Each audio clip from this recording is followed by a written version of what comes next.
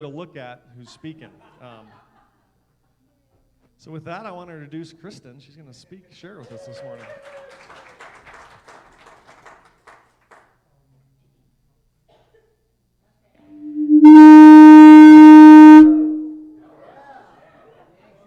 It wouldn't be a Sunday unless that happened. Does something behind me need to be turned off? Okay. That was just to see if you're awake. Well, my name is Kristen, one of the pastors here, and today is our Girl Power Day, charity doing music. I'm talking, and we got our media is staffed with Selena and Sarah. I'm like, hey, we may just, kick the guys out and say we've got it. No, not really. It'll just it's a takeover. Well, I want to thank you for being here, and if this is your first time here, one of our goals is just for people to feel relaxed, and no matter where you're at on your faith journey, we want this to be a safe place to just explore Jesus at your journey and at your own pace. We have been in a series called Brand New that we started right after in the new year. So I'm just going to do a little bit of a recap, but what we're really focusing on is what it looks like to become the irresistible family of God. So if you've had issues with the church, I won't ask you to raise your hand, but if you have had issues with the church in the past, this is a perfect series for you. Some of the things that maybe you haven't liked about the church shouldn't like about itself.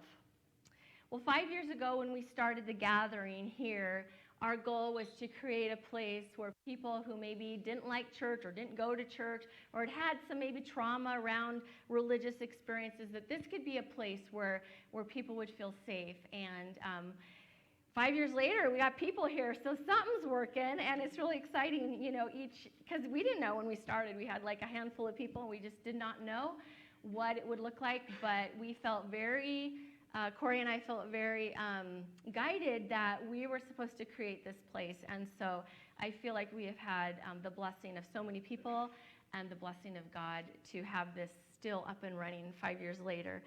So some of the obstacles that people deal with in a religious setting or in a church is what we kind of want to address and talk about what Jesus wanted it to look like. So all of the teachings of Jesus boil down to three things: love God, love one another as yourself, and love your enemy. That's a harder one. So anybody that takes the teachings of Jesus seriously, your life will be better and you will be better at life. So that sounds like a great thing to grab a hold of. Well, when Jesus came along the scene, his arrival signaled the end of the temple model. And this is something I'll do a little recap on that we've been talking about. If you want to hear any of our teachings on this, you can go back to our Facebook page or YouTube and listen to the past messages. But the arrival of Jesus signaled a new model. And the temple model was a sacred place, sacred man, sacred text, and sincere followers.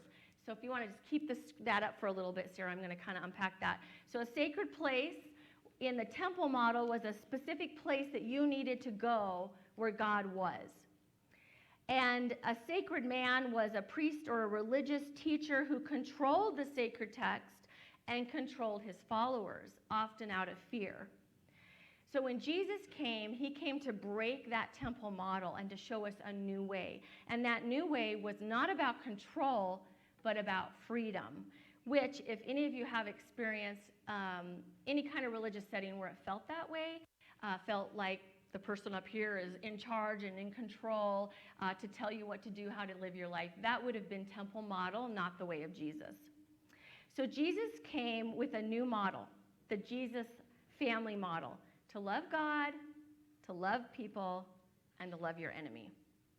So it was a new movement. It was a new family. It was a new model.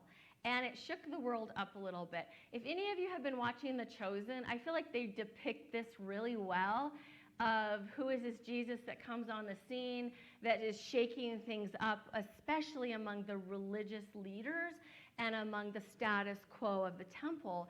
He was shaking things up and saying things that went against what they had been taught, living by the law. And so I want to look at, in the book of John, who was one of Jesus' followers, he wrote this, quoting Jesus. He says, let me give you a new command. Love one another in the same way I loved you. You have loved one another. This is how everyone will recognize that you are my disciples, when they see the love you have for each other. And if we sit back and think about that, the way we behave and the way we treat people, that's what others see. So it really is about how we're living our lives. Are we living our lives in such a way that people take notice and go, wow, that person's very loving? One of my goals, and I do not always succeed because I am human, is that I want to leave the people that I've been with, the place that I've been, better than, having them feeling better than before. You know what I mean? Like, you know how you've been around some people and after they leave, you feel kind of, I don't know, yucky inside, or you just feel kind of maybe emotionally drained? I want the Jesus followers to live in such a way that after people have been with you, they leave feeling empowered, encouraged, supported, loved. And so that is the challenge and the goal before us. So one of the things I wanted to look at just for a minute, and then I'm going to move on, but is how do we know if we have this temple model way of thinking or looking at the world? So a couple questions is if you feel personally that some behavior or attendance at some location supersedes the way you treat people, that would mean you are functioning from a temple model mindset. If you feel like you have to pray some special prayer but not make things right with somebody you've hurt, or go to someone who's hurt you to try to bring reconciliation, you would have temple model thinking. In the midst of the temple model way of thinking, people have been hurt because keeping the rules or following the law was actually more important than how I treated people. Does that make sense? So it was really about a law and a list of rules. And if someone didn't follow the rules, I might feel like it's my job to correct them, to help them see the light. So I was more concerned about them following the rules or doing everything right rather than what's my relationship like with this person. So today, out of this, what I want to focus on is unity, reconciliation, and healing. One of the core values here at the gathering is we as the gathering family is committed. We are committed to unity and reconciliation above all else. What that does not say is that we all have to agree and we all have to think the same, because that is not what we believe. We believe that we can have unity and reconciliation above all else when we are committed to one another as family, no matter how we think differently or look at things differently. God created a creative world full of diversity, and we are full of diversity among us. And so we need to honor that, and we need to value that, and never break relationship over disagreement. And we have seen this more in our culture over the last few years than ever before, where if you don't think like me, agree with me, we're breaking relationship. And that is not at all the way of Jesus. And so we want to really always promote unity and having that kind of reconciliation. So unity comes from being vulnerable with one another and repairing where we have hurt others. The dictionary defines unity as oneness, not sameness, oneness, a condition of harmony, being in one accord. So if we make that our priority and that's our goal in every relationship, that should be what supersedes anything else. So one of the things I want to talk about, Corey and I have been married a really long time. We've been married, it'll be 35 years next year. So I know, we were 12 when we got married. No. One of the things that we learned early on in our marriage, well, anyone who's married knows that you're completely different, obviously. But how do we work through those differences? And we had been given some counseling, and I'm an advocate of counseling. We went through marriage counseling, otherwise we wouldn't be married anymore. So that was really good. And one of the things that we learned was this idea of keeping short accounts. So how that looks is we do like a check-in weekly. You could do it daily, but weekly works good. And what keeping short accounts is if we have offended or hurt each other, we're going to bring it up. So the way it works is that, first of all, we have to be committed to creating a safe place, a safe space in our home, that we make a commitment to not get defensive. I didn't say you won't feel defensive. I said you won't get defensive. We have complete control over how we respond. So we create a safe space. We withhold judgment and determine to not respond defensively. So yesterday, something happened, perfect timing. I thought I have an example. So last night, it doesn't matter how long you've been married, there's always things. It's kind of fun being up here. I said, you always use me as an example. Now I get to get up here. No. So Corey, I had some concerns, and I have a lot of concerns about things, and that's my personality. If you know anything about the Enneagram, I'm a 6. We tend to live a little bit from fear and worry and want to make sure everything's safe. So with all the rain, there was some stuff in the garage I was worried was getting wet and could get ruined. And when I came in from driving the car in the garage and told my husband, he didn't really roll his eyes, but he looked like he thought I was being ridiculous. And so I thought, well, maybe I am.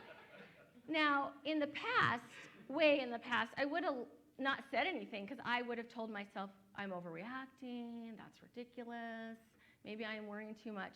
But because of this commitment we've made of keeping short accounts, after he went out to the garage, he came back and I said, hey, can I share something with you?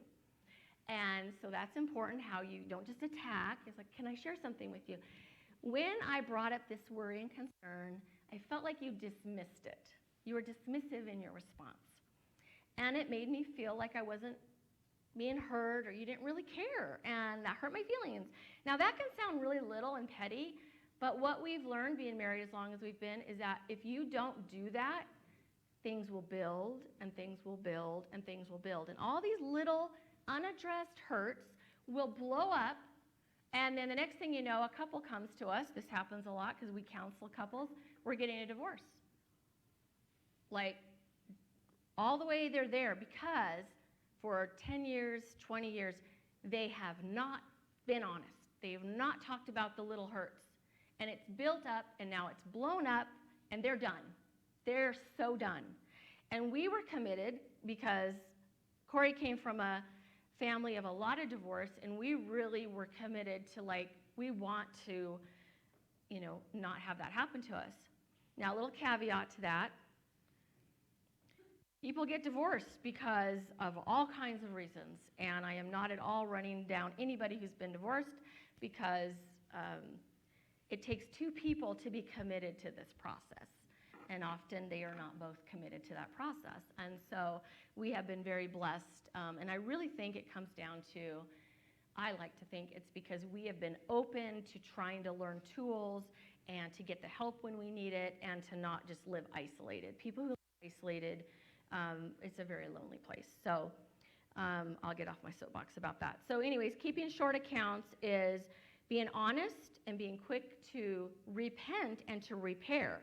So when I shared that with him, he could have got defensive, and many years ago, we both got defensive with each other all the time. So it's not like we just did it right from the beginning. We had no idea. I got defensive about everything. And so I said that to him, and he stopped for a minute, and he goes, yeah, I can actually see that, because I did kind of think it was ridiculous. So he was being honest, but he was honoring my feelings, and we had an opportunity to talk it out. So this morning I go, can I use that as an example today? So I did ask permission. But so doing a weekly check-in, and this can work for your kids or really any relationship. Hey, let's do our check-in. You've already set it up. It's established. Whatever day a week you want it to be, let's do our check-in. Have I done or said anything this week that's hurt your feelings or hit you sideways or upset you? And then we give an opportunity, and we don't have to agree, and we might think inside, this sounds ridiculous, but it's not about making a judgment. It's about honoring their experience and acknowledge their feelings, and then you can say, I am so sorry that what I said hurt you. And you give opportunity for honesty, and you give opportunity for repair. So that's just a little example of how simple it can look, not easy, but how simple it can look is if you intentionally, proactively decide in your relationships you're going to create a space for honest dialogue. And that gives opportunity for there to be healing and reconciliation. And I don't know if any of you ever saw that modeled. Did anyone see that modeled in their home? Your parents? Okay. None of us saw it modeled. We did not know how to handle conflict. So what I did is I avoided it or swept it under the rug because I didn't want to have conflict. But that did not fix anything. It actually makes it worse. So when we do not deal with these things, they build up, and this gives the enemy an open door into your life. It gives him an open door for there to be conflict, for there to be hurt, for there to be bitterness, and it just grows from there. The enemy hates you and your relationships. So remember, your friend, your parent, your spouse, they are not the enemy. The enemy is the enemy. And it will try to deflect and get you to blame others, make excuses, do blame shift, all of that. There's a beautiful book in the Bible called Ephesians, and it's written by Paul, and he wrote this it was a letter that he wrote to a church, a small group in Ephesus, and he says, "For we are not fighting against flesh and blood enemies, but against evil rulers and authorities of the unseen world, against mighty powers in the dark world, and against evil spirits in the heavenly places." I love this because it puts it in perspective of who our enemy is. And often we're attacking one another when that's not the enemy. And so we have to remember that there are spiritual forces we do not understand. There are dark spiritual forces we do not understand who want to bring confusion and want to bring brokenness in relationship, and we see it. I mean, even if you don't believe this, look at the world. You see the byproduct of this happening when people make each other the enemy. And so it's so important to know that this person is not the enemy. And so just to remember who your enemy is so important. So how do we bring unity and healing into our relationships? Well, I mentioned one of those ways of just being honest with each other and trying to bring honest reflection in your relationships. And another word for that is confessing sins. It's kind of an older term, but if we confess sins to God and to one another, that's where reconciliation can begin and start. So James, who was Jesus' half-brother, says, "Confess your sins to each other and pray for each other so that you may be healed." So he actually brings a correlation between a vulnerability expression of what's going on inside of you, that breaks something. It opens up something for healing to take place. The earnest prayer of a righteous person has great power and produces wonderful results.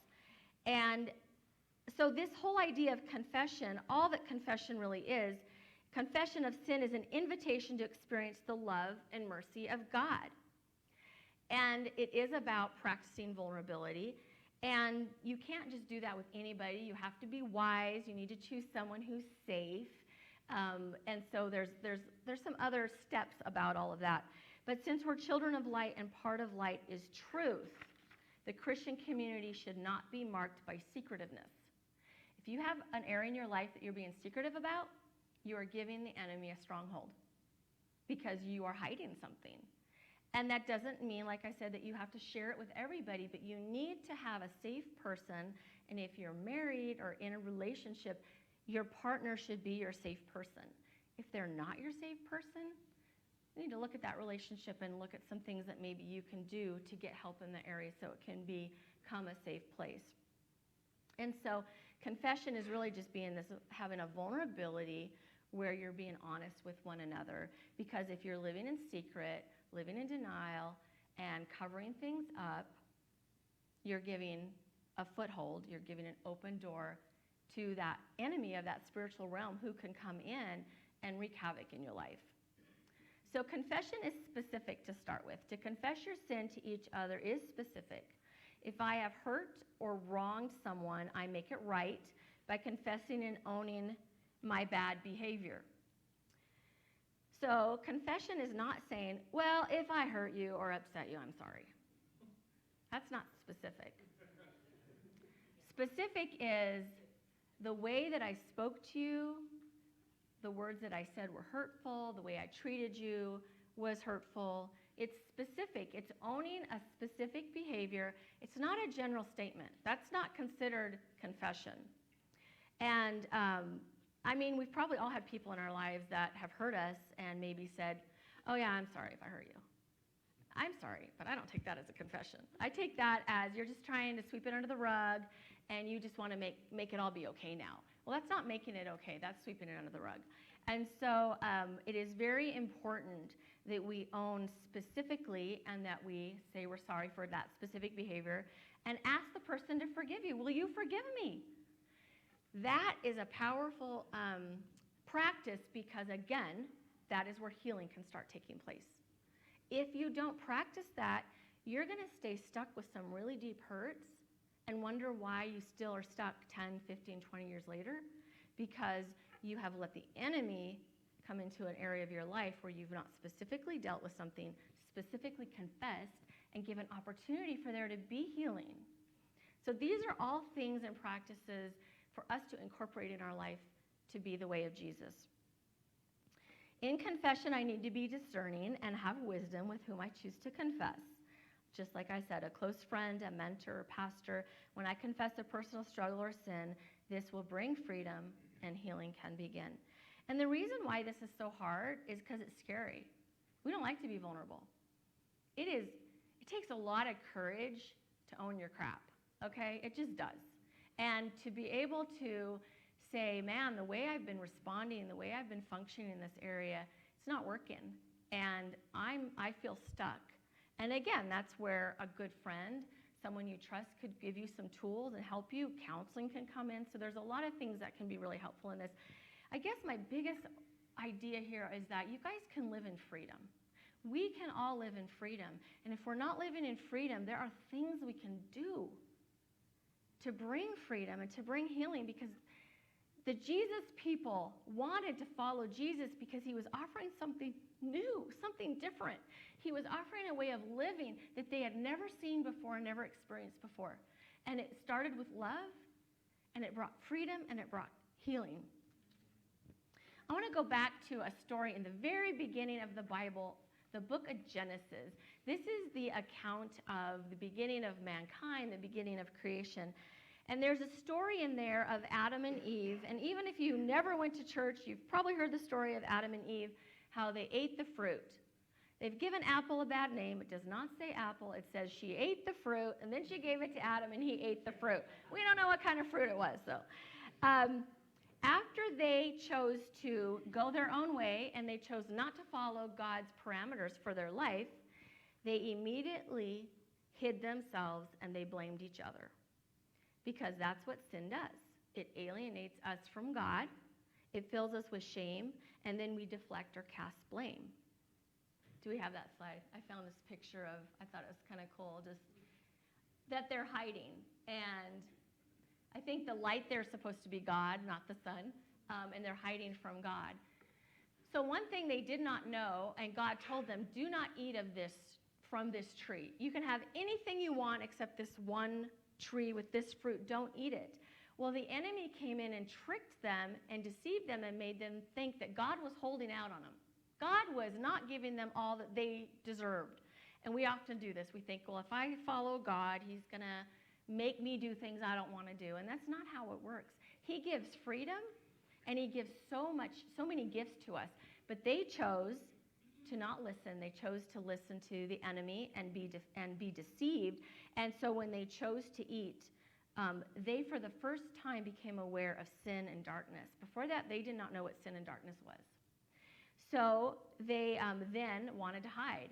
And if you have children, or if you have a niece, nephew, if you've been around children, when they get in trouble, what do? They hide. When it gets really quiet in the house, and you start looking around, someone's done something wrong, and they're hiding. That's just the truth of it.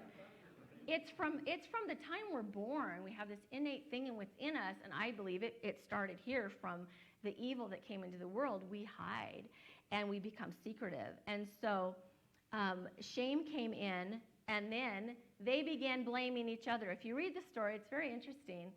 Adam and Eve they start immediately blaming each other. They will not take responsibility at all. And so, so to break the bondage of sin, we start by confessing to Jesus, then to those who have hurt us, as well as a safe friend to break that bondage. If you choose to live in secret, hiding like Adam and Eve, you will stay stuck. And that's just the truth of it. Only you have the power to break free. Only you have the power to break free, and that begins with confession. And so one of the ways you can know if you're stuck or if you're if you're stuck in bondage is that if you regularly feel feelings of guilt and shame, if you regularly have those feelings of guilt and shame, there is something inside of you that Jesus wants to bring healing to and break you free from that, to have freedom from that. Those are not normal, healthy feelings that you should be having. Obviously, if we do something wrong, yeah, we feel guilty and we make it right. That's the steps. But if you continually live in guilt and shame, that says there's a broken piece in your soul, a broken piece in your heart that Jesus wants to bring healing to.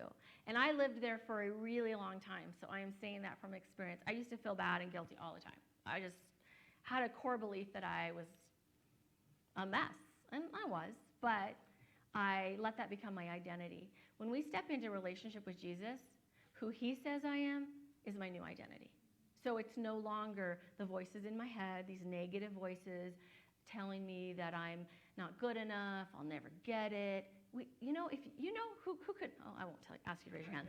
But I'm just saying, I think we all kind of struggle with that, like we can beat ourselves up really, really bad, and that is not the life Jesus wants for us. He wants us to be living in such freedom that we're not living in a state of guilt and shame and beating ourselves up and just feeling bad all the time. If you're feeling bad all the time, Jesus is saying to you today, come to me. Let me take that from you. Let me bring healing to your heart.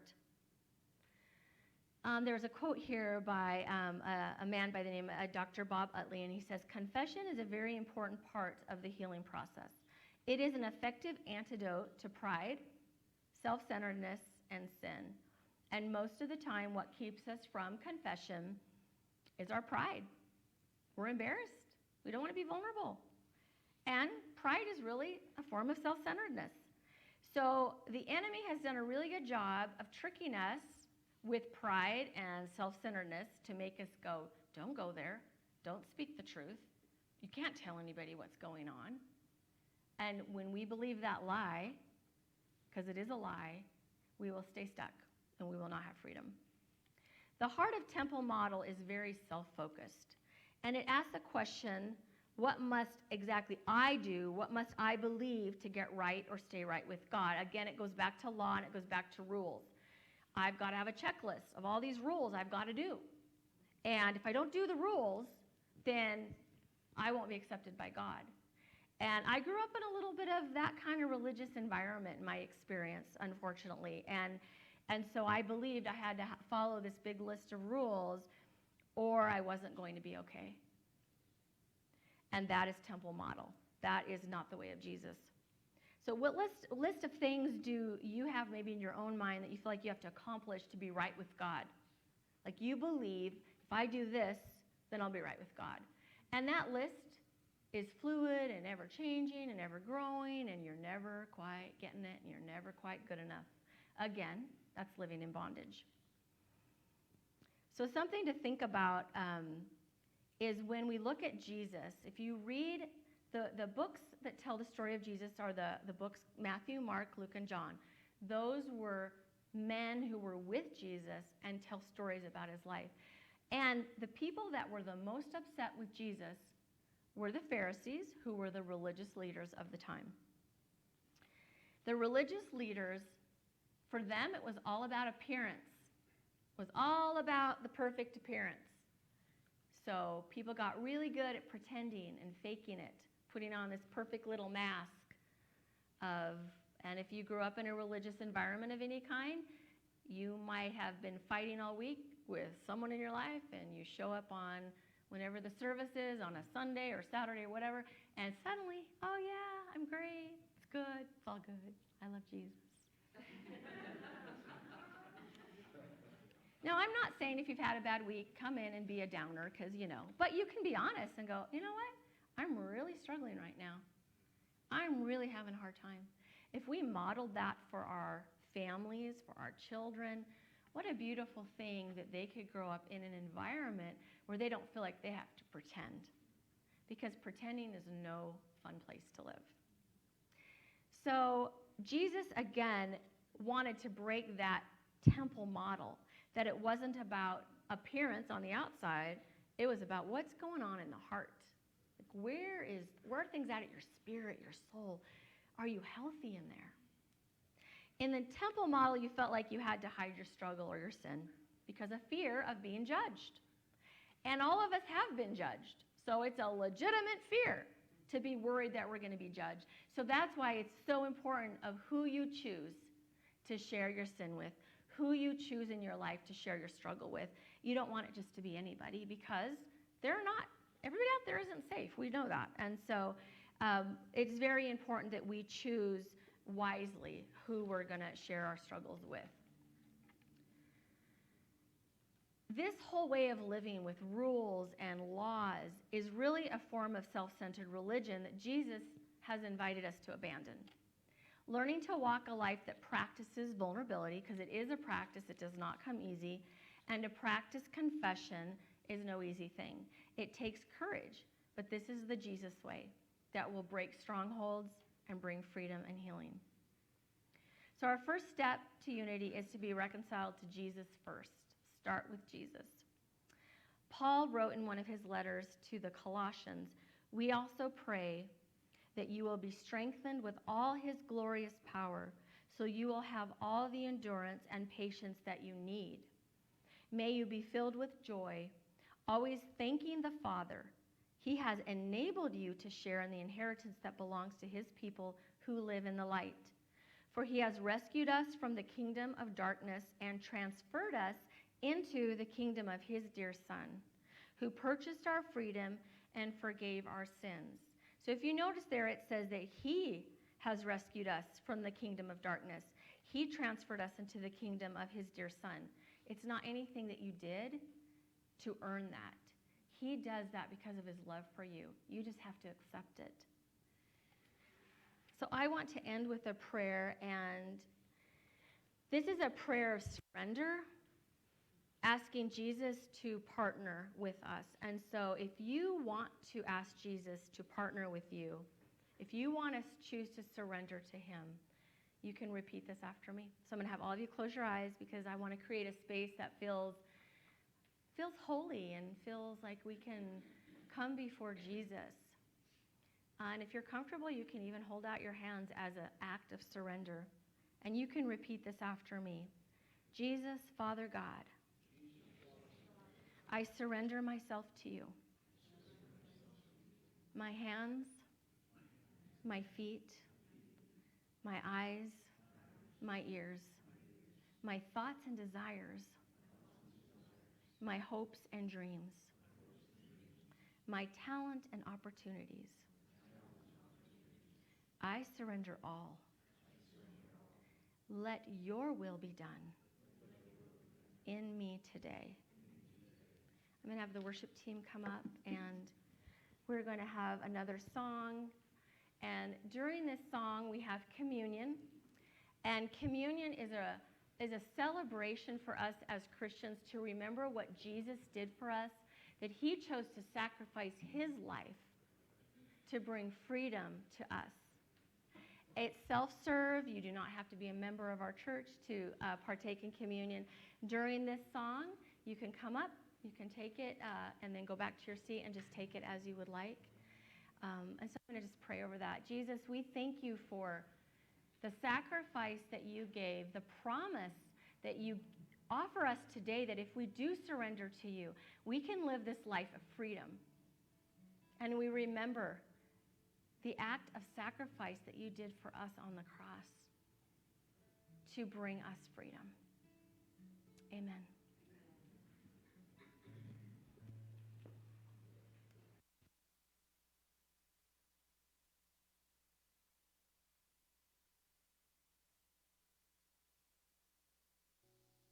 just wanted to share too.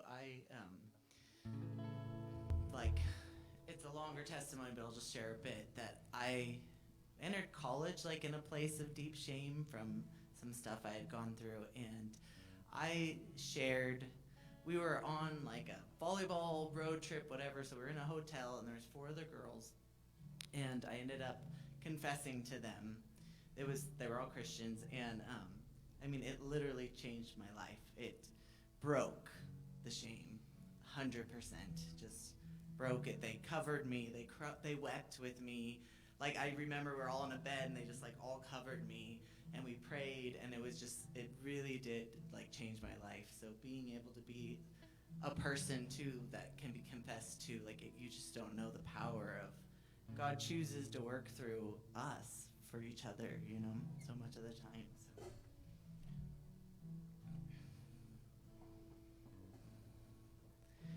Your love sought me when I was low,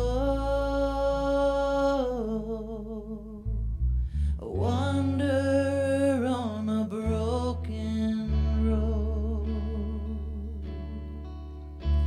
and shame shackled my heart and died.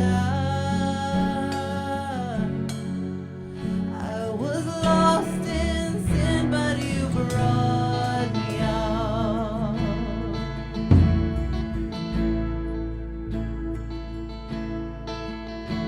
Your voice shattered the dead of night,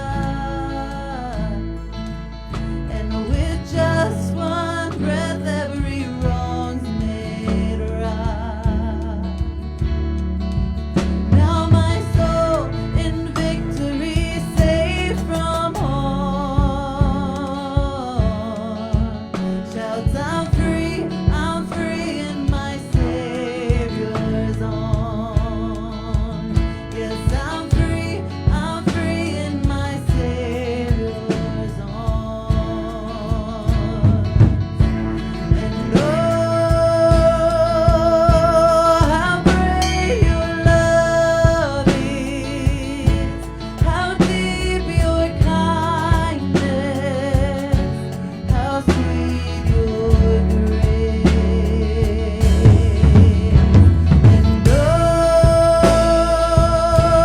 how strong your mercy through every valley you've made a way. Oh,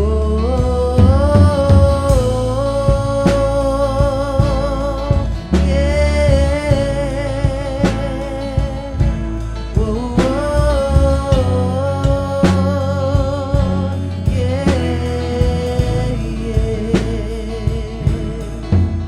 and you came down to a fallen earth with a grace much greater than I deserve. Now I'm set free by the blood you spilled. From the cross you saw me and loved me still.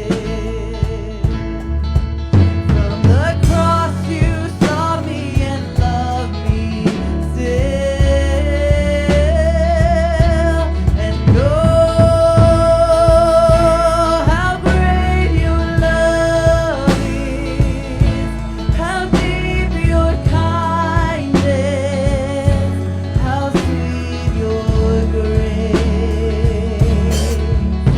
And oh, how strong your mercy through every valley you've made a way. We're going to have our prayer team come up, and so if you want personal prayer, this is an opportunity for you guys to come up and have this time of prayer during our music.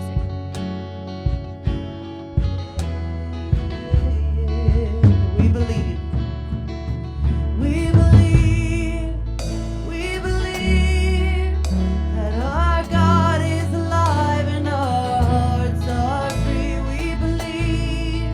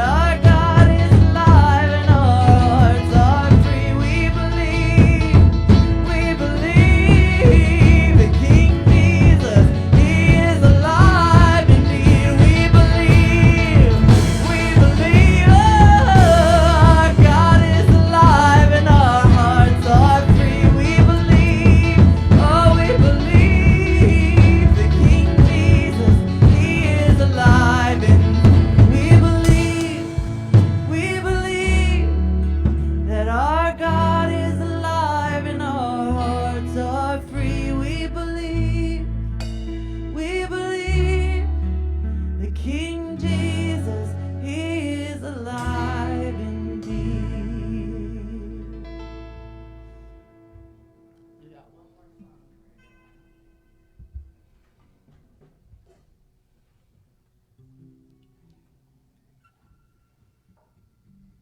We've decided to end it with a rockin' out here.